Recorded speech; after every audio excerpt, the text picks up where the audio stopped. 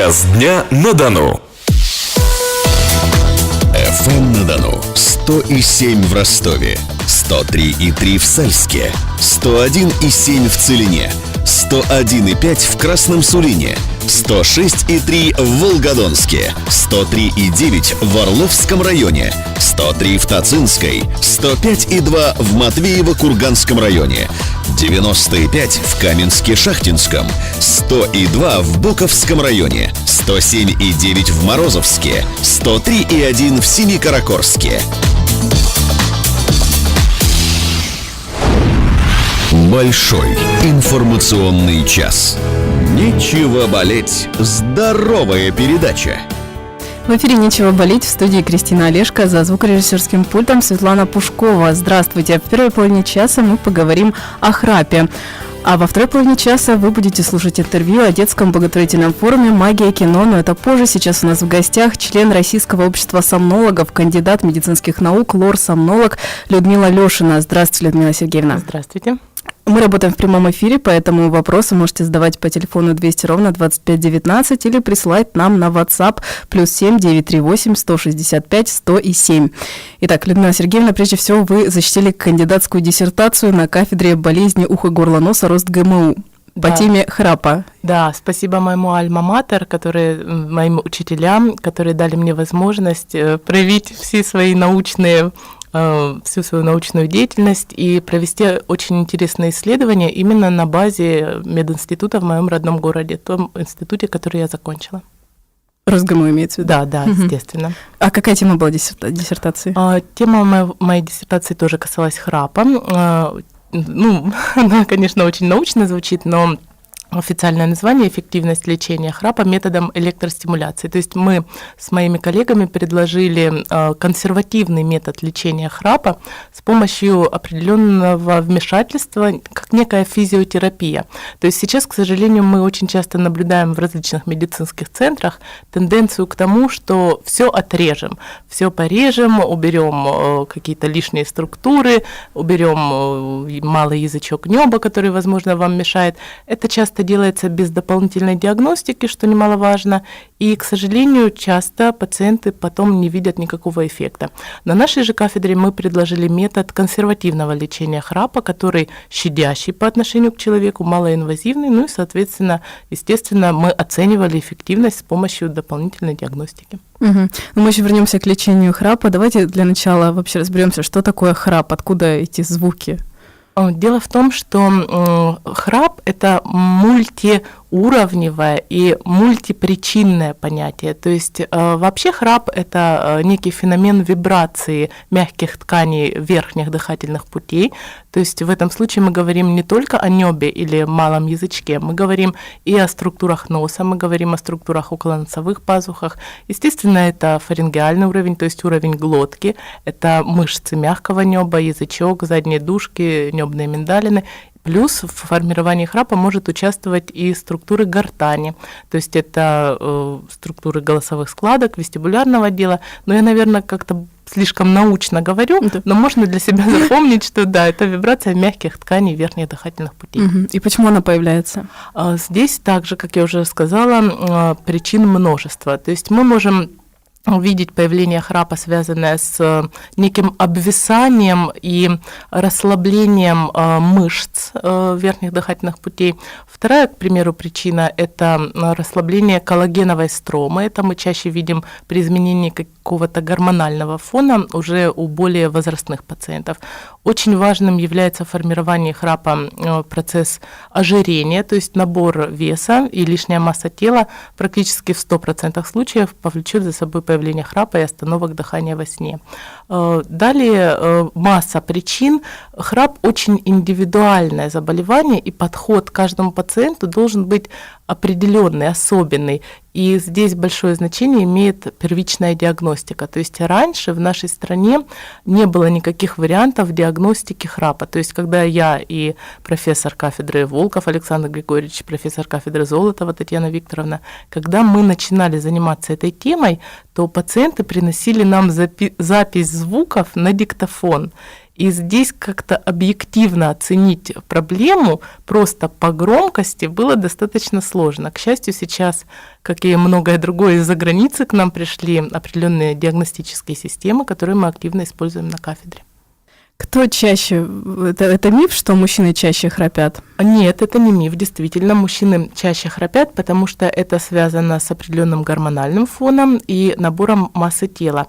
Но хочу сказать, что практически процент мужчин и женщин в возрасте после 50 сравнивается, потому что мы имеем в этом возрасте у наших дам определенную гормональную перестройку, климактерический период, после чего действительно происходит большее обвисание мягких тканей, и мы видим практически пополам деление мужчин и женщин в этом возрасте. В более раннем возрасте мужчины преобладают. Угу. Я сейчас собиралась спросить про детей. Нам пришло на WhatsApp сообщение от слушательницы. Моему племяннику всего 6 лет. Он толстенький, говорит в нос и храпит. Почему так? У деток совсем другие причины формирования храпа. У детей они связаны с гипертрофией лимфокольца глотки. Вот такой сложный термин, что он означает. Это те самые аденоиды, да, которые очень хорошо известны молодым мамам и бабушкам. Плюс это увеличение небных миндалин. Это структуры, которые у нас отвечают за иммунитет, и они, естественно, нашему организму очень нужны. Но когда мы имеем активную борьбу с бактериями, вирусами и другими факторами, то эти структуры начинают потихонечку увеличиваться. Или же это изначально анатомическая предрасположенность. И в этот момент мы начинаем наблюдать как раз большую вибрацию, смыкание верхних дыхательных путей, особенно в горизонтальном положении, то есть на спине или просто в лежачем положении, и ребенок начинает активно храпеть. Причем храп здесь даже не столь опасен, как так называемое апноэ. Апноэ – это остановки дыхания. При выраженном смыкании верхних дыхательных путей на фоне храпа начинаются периоды тишины или периоды такого громкого всхрапывания, а потом мы видим, как ребенок или взрослый некоторое время вообще не дышит. Вот эти остановки дыхания, они могут в дальнейшем привести к гипоксии, к падению кислорода в крови и, соответственно, уже к дальнейшим осложнениям. Поэтому обычно, если мы наблюдаем вот такую картину, как наша слушательница описала в WhatsApp, желательно появиться на приеме либо лор-врача, либо лор-сомнолога для того, чтобы мы оценили степень проблемы.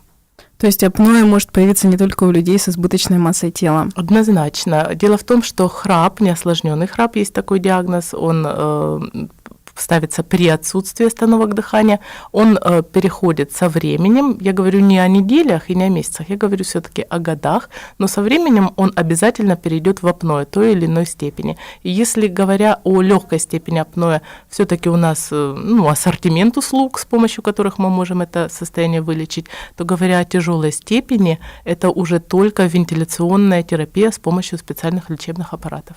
Угу. Пишет нам Владимир, почему я храплю только тогда, когда выпью?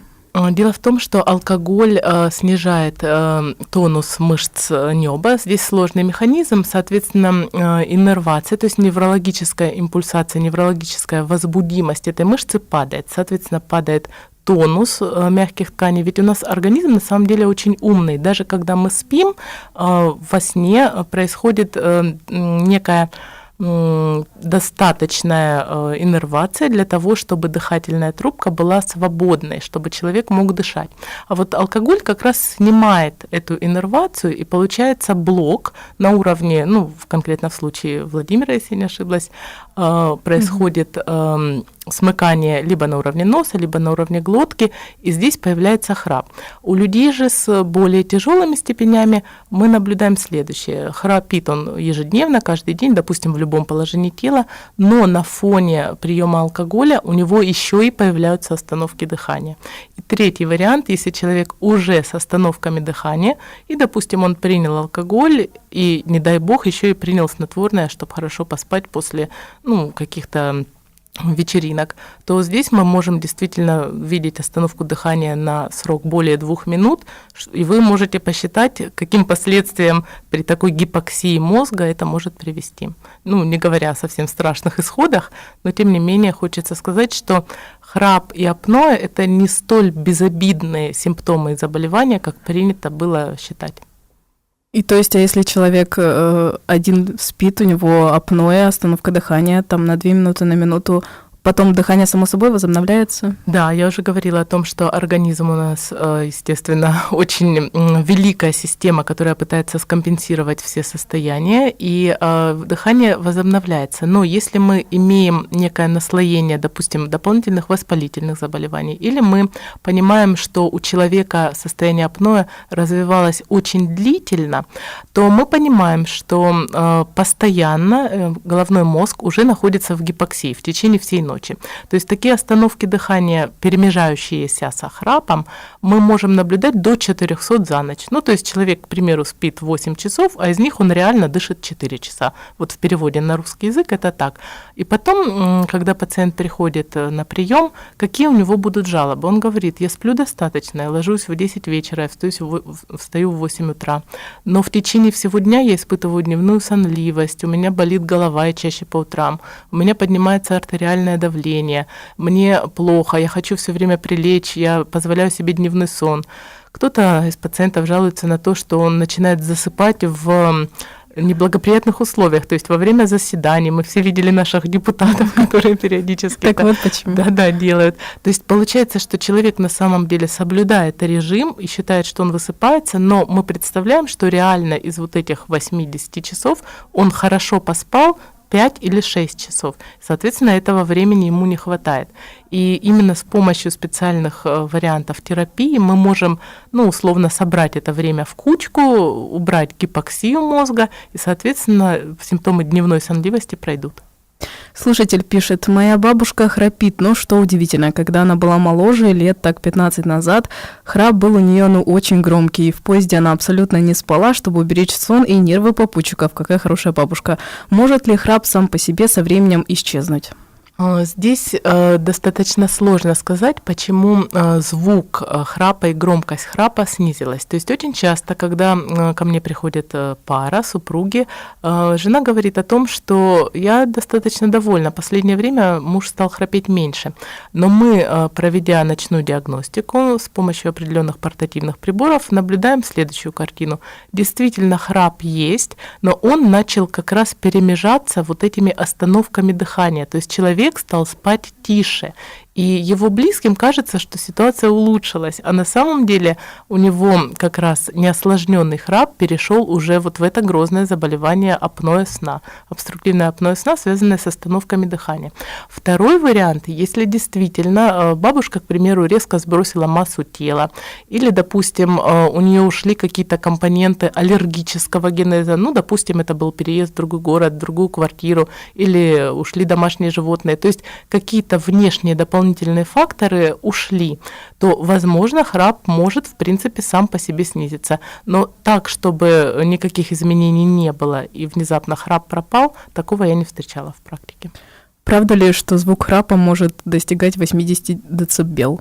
Да, действительно, и даже я вам скажу, что 90 дБ описано в моей кандидатской диссертации, и это сравнимо со звуком турбины самолета. То есть, когда мы садимся в самолет, вот этот звук разгоняющихся двигателей, мой сын закрывает ушки, когда это происходит. И, соответственно, конечно, партнер по сну может испытывать очень большие неудобства. Вот мы можем для себя разделить эти две области, как неосложненный храп, просто храп. Что это? Это очень неприятный симптом, который, в принципе, человеку не мешает спящему, но это является проблемой комфорта его близких. В этом случае ко мне приводят своего супруга, любимого, близкого человека, его родные. Но уже следующее заболевание, в которое всегда, еще раз повторяю, всегда перейдет неосложненный храп, это болезнь остановок дыхания во сне, апноэ сна. Апноэ сна сопровождается храпом, но в этом случае храп – это уже только симптом. И вот здесь мы уже боимся за самого человека, потому как все эти гипоксические состояния, они влекут за собой осложнения на внутренние органы. То есть если говорить о головном мозге, мы можем в дальнейшем видеть провокацию симуляцию инсульта. Если мы говорим о сердечной мышце, то в дальнейшем мы можем видеть провокацию стенокардии или инфаркта миокарда. У апноэ абсолютно прямая связь с метаболическим синдромом, то есть с ожирением. Очень часто человек приходит и говорит: я и в зал хожу, и диету держу, и жена мне готовит только гречневую кашку, но я почему-то постоянно набираю вес. Здесь на самом деле картина очень понятная, то есть в течение ночи при вот таком прерывании нормальных фаз и нормального цикла сна постоянными остановками дыхания мозг вынужден все время находиться в немножко возбужденном состоянии. То есть остановки дыхания — это, грубо говоря, в мозг стучат: проснись, иначе ты сейчас умрешь. Мозг просыпается, это называется микропробуждение. Соответственно, мозг не уходит в глубокие медленные фазы сна. В эти фазы происходит выработка определенных гормонов, которые у нас ответственны за расщепление жиров, за насыщение. Иногда пациенты жалуются на то, что в течение бессонной ночи, после нее им очень хочется покушать с утра. И это действительно так, а мы теперь себе представляем, что так хочется покушать каждую ночь. И, соответственно, что бы ни делал человек днем, ночью у него просто нехватка гормонов, которые будут отвечать за похудение. Человек набирает массу тела из-за гипоксии, из-за ночной гипоксии. Соответственно, замкнутый круг. Человек набрал массу тела, ожирение само по себе дополнительно влияет на развитие болезни остановок дыхания во сне. Она переходит в более тяжелую степень. И если не разорвать этот замкнутый круг, то мы получим вот эти дневные осложнения, с которыми люди обращаются к дневным врачам, не сомнологам, не лор-врачам, и абсолютно не знают о связи этих заболеваний с такой вроде бы безобидной проблемой, как храп. То есть от недостатка кислорода человек толстеет, набирает вес? Да. Угу. Я напоминаю, телефон WhatsApp +7 938 165 107. Я зачитаю еще сообщение. Помогает ли пощекотать пятки храпящему, подсокать, пощипать? Ну да, это известный миф, если кто-то мешает, кто храпит, ему нос затыкают. Но это, мне кажется, не очень здорово. Ну, здесь ситуация следующая. На самом деле, из-за моей собственной практики могу сказать, что из-под своей сестры в детстве я просто вытягивала простыню, чтобы она не понимала, кто еще щекочет пятки или закрывает нос. Вот. Но дело в том, что я, конечно, выслушала абсолютно разные истории от своих пациентов. Некоторые были в местах изоляции от общества, и там это определенная проблема, естественно, как вы понимаете. Некоторые пациенты действительно занимались вот таким постоянным подбуживанием. Хочу сказать, что существует определенный метод позиционного лечения храпа. То есть, когда храп наблюдается только на спине, существуют специальные приборчики, которые вешаются на пациента с помощью грудного ремня. Они находятся у пациента на животе. Это маленькие портативные устройства, которые начинают вибрировать, они реагируют на громкий звук, и они вибрируют. А если человек храпит только на спине, то, соответственно, вибрировать прибор начинает, когда человек находится на спине. Эта вибрация человека полностью не будет, но заставляет его перевернуться. То, что делает другой его близкий, когда щекочет ему пятки. И вот очень долго в нашем российском обществе сомнологов и в общемировой практике шли споры, насколько правильным является использование вот таких приборов для лечения ситуации. То есть, как мы понимаем, причина не лечится вообще. То есть это исключительно симптоматическое вот такое подбуживание. А ведь я только что говорила о том, что когда мозг все время подбуживается остановками дыхания, именно в этот момент перестают вырабатываться гормоны, перестают происходить процессы восстановления памяти, то есть человек не погружается вот в эти медленные фазы сна. И получается, что этот приборчик, он с одной стороны симптом снимает, и близким становится приятнее спать вместе с своим любимым человеком.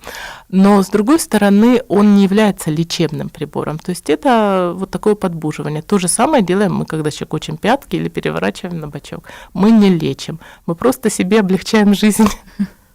Как врачи лечат храп? Можно ли его вылечить раз и навсегда, и как происходит это лечение? Дело в том, что я уже несколько раз останавливалась в беседе на каких-то диагностических процедурах. Теперь, как я уже сказала, мы имеем специальные приборы, которые для начала записывают нам по полностью состояние пациента в тот момент, когда он храпит или когда у него останавливается дыхание.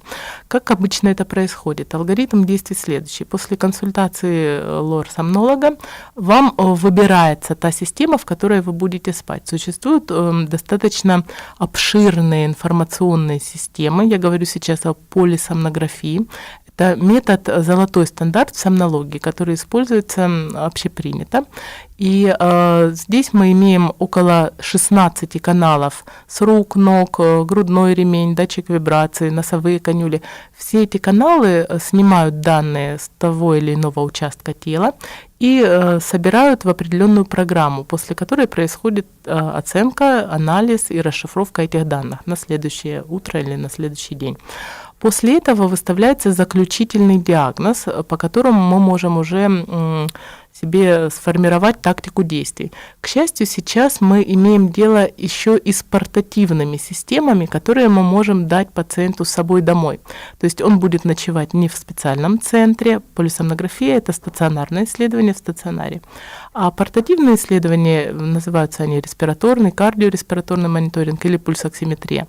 Это те приборчики, которые мы выдаем пациенту в домашнее использование, и на следующий день пациент приносит их на расшифровку. Абсолютно так же после этого мы можем выставить заключительный диагноз и выстроить тактику лечения. И вот когда мы говорим о лечении, здесь настолько индивидуально на самом деле каждый вариант в зависимости не только от данных расшифровки, но и в том числе даже от образа жизни пациента. Существуют определенные стандарты. Мы сейчас в России пользуемся международными стандартами. Российских стандартов сомнологии пока не существует, но мы используем стандарты Американской ассоциации сомнологов. И если мы говорим о тяжелой степени, то мы лечим данное заболевание с помощью вентиляционной поддержки. Это специальные СИПАП-аппараты. Если мы говорим... Что это такое? СИПАП-аппараты – это специальный сон в аппарате, который нагнетает в верхние дыхательные пути воздух, а не кислород, воздух из комнаты. То есть просто под небольшим давлением. Пациент спит в маске, которая с помощью шланга соединена с этим небольшим аппаратиком, который стоит у него на тумбочке. Спать, в принципе, каждую ночь желательно, но обязательно должно проходить 70% сна в таком аппарате. СИПАП-терапия длится обычно от 1 года и больше, то есть это длительный вариант лечения, но здесь мы должны для себя понимать, что при тяжелых степенях апноэ мы уже имеем то состояние, которое через некоторое время вполне может перейти в грозное осложнение, инсульт и инфаркт, если говорить о максимально таких важных для нас органах. То есть сон в СИПАП-аппарате – это некая спасательная подушка от перехода в данное состояние. Плюс СИПАП-терапия, она однозначно помогает снижать вес, бороться с метаболическим синдромом, и после этого мы уже можем доводить ситуацию какой-либо хирургической или нашей, как я уже рассказывала на кафедре, физиотерапевтической коррекции, а иногда уже достаточно только СИПАП-терапии. Это я сейчас говорила о тяжелой степени апноэ. Когда мы говорим о легкой степени апноэ или неосложненном храпе, то здесь мы можем применять целый ассортимент методик, так же, как нашу технику на кафедре болезней уха, горла и носа, электростимуляцию. Также мы можем говорить о хирургии храпа. Мы можем использовать селективную или малоинвазивную хирургию, то есть это хирургия под местной анестезией. Я бы сравнила это с приемом стоматолога. То есть под уколом, под местной анестезией производятся различные манипуляции или на уровне носа, или на уровне глотки, или и то, и другое, и пациент уходит домой.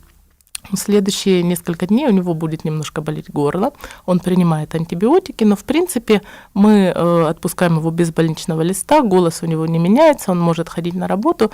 Достаточно удобные техники, но, как я уже сказала, исключительно в случае неосложненного храпа или легкой степени апноэ мы имеем право их использовать. Когда меня пациент спрашивает, а насколько вы гарантируете эффект, я ему говорю, как только я посмотрю на ваше диагностическое обследование, я вам могу что-то гарантировать. корректировать. Если ночь не была проведена с помощью диагностических исследований, то тогда, к сожалению, мы работаем абсолютно на минном поле. То есть если при тяжелой степени удалить язычок, то, в принципе, мы можем получить еще более угрожающие последствия. То есть нужно выбирать тактику, основываясь на каких-то исследовательских данных. Именно ими занимается наша кафедра Ростовского государственного медицинского университета. Если говорить о средней степени апноэ, то, в принципе, здесь мы можем использовать импланты для мягкого неба, очень интересная и помогающая американская технология, но, однако, здесь часто, к сожалению, встают уже вопросы цены для пациентов, потому что все, что касается имплантации и высоких технологий, к сожалению, уже требует определенных материальных вложений. Вот так.